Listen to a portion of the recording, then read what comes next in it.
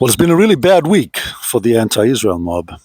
One of the most audacious and ingenious military operations ever, taking out thousands of Hezbollah's commanders and their communication channel in just 2 days by remotely exploding their communication devices.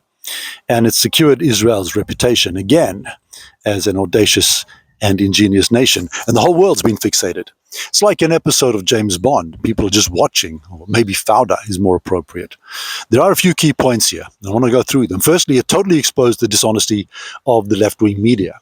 So headlines said things like thousands wounded and dozens killed in suspected Israel attack. They just didn't mention Hezbollah. This is how they paint Israel as a ruthless gang of bloodthirsty killers. They just couldn't tell the truth. See, the truth is that it was likely the most accurately targeted military campaign ever. Who else has managed to take out thousands of enemy combatants with practically no civilian casualties? This made history. And the Iranian ambassador in Lebanon was injured because he had one of those Hezbollah pages. It's not really a surprise, but it should have been headline news. All the media focuses on the 2 or 3 innocent casualties, and we always regret that. We never celebrate that.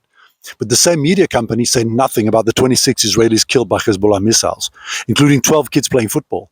Totally untargeted attacks. And no mention of the 60,000 people who've had to evacuate their homes, leave their farms and businesses because Hezbollah has destroyed their towns, still fires missiles every day.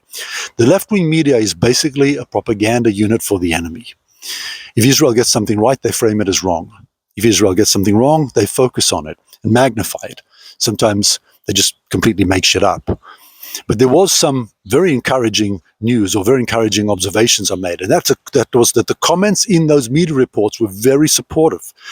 So things like condolences to CNN for losing their Hezbollah friends, or this is why I don't trust mainstream media. I think the silent majority is a lot bigger than we thought.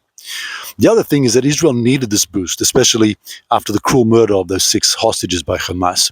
There was another legendary military campaign overshadowed by the exploding devices. Israel penetrated an Iranian missile factory in Syria and blew it up.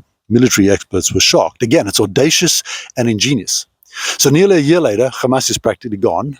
The IDF has achieved the lowest civilian-to-combatant casualty ratio ever. Anyone who's still screaming genocide just sounds ridiculous now. The leader of Hamas was assassinated in the capital of Iran in one of the most carefully guarded locations on the planet. Israel assassinated the Hezbollah commander who was responsible for killing 241 US Marines in 1983. The US hadn't been able to get him. Israel achieved another world first, intercepting a ballistic missile outside the Earth's atmosphere.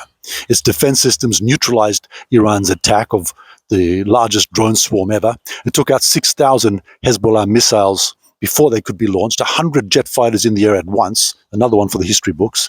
And all of this despite a US administration that's only interested in stopping the war so it can look good in the election. They got no concern about what it would mean if Israel let the jihadists win.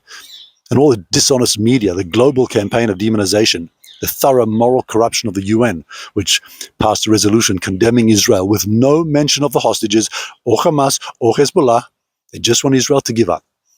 And aside from the US, almost all Western governments either supported that resolution against Israel or they abstained. It's like the media. They're basically racists, liars, and cowards. And we're seeing that they don't represent their entire populations. But the people of Israel are inspiring the world. And I predict that after this war, Israel will be more respected than ever. But we're not arrogant. We know that it can turn deadly at any minute. But we cherish life.